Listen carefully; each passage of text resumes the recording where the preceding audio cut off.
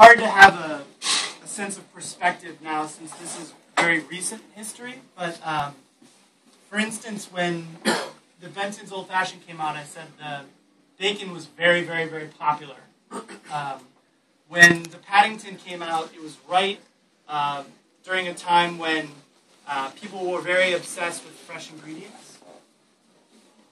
And marmalade provides a great source of fresh fruit. I think in some ways a better source than some purees.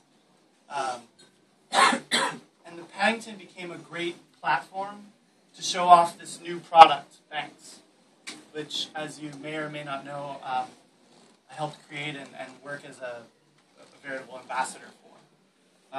So the cocktails are a platform for the liquid that I really like, as well as a platform to introduce new liquids and new flavors that that my customers may or may not be familiar with. So actually, Mezcal is something, when this drink came out, was totally foreign to most of my customers at the bar.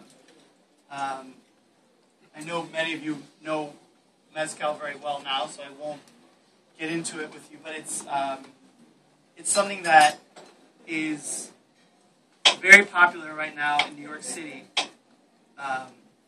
This smoky flavor, and so I'm going to make you a drink with it. It's Mezcal Mule is just 3 cucumbers, 3/4 ounces of fresh lime, 3/4 ounces of passion fruit puree, actually Boron. You muddle it. I find that whenever I make, I think you were talking about ginger yesterday, whenever I make a drink with cucumber, it's one of those ingredients, in New York at least, that people absolutely love. So when you're working with an ingredient like Mezcal, which can be challenging, putting an ingredient like cucumber in it makes it more accessible. What's that? Agave syrup. So about 1/2 ounce of agave syrup. I'm going to put 2 full ounces of Mezcal. And at the bar, I make this. At the bar, we make our own ginger beer. That's an adaptation of Audrey's. We just cook down ginger with water and a little bit of light brown sugar. It's super simple, but allows you to shake with the ginger beer in the cocktail, as opposed to topping. But as a lazy bartender, I did not want to get up here at 10 o'clock in the morning to prepare.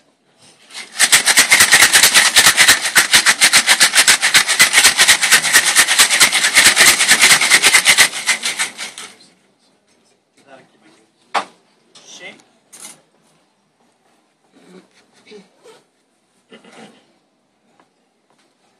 Top that with ginger beer.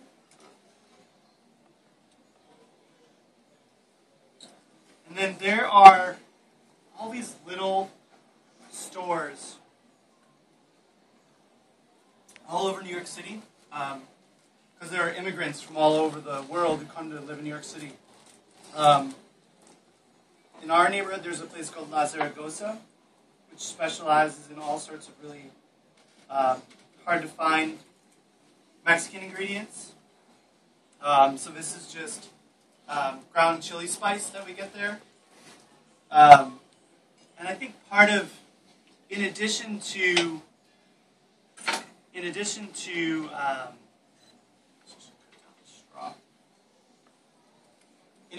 using local produce, what I try to do is use ingredients from local stores and even local restaurants.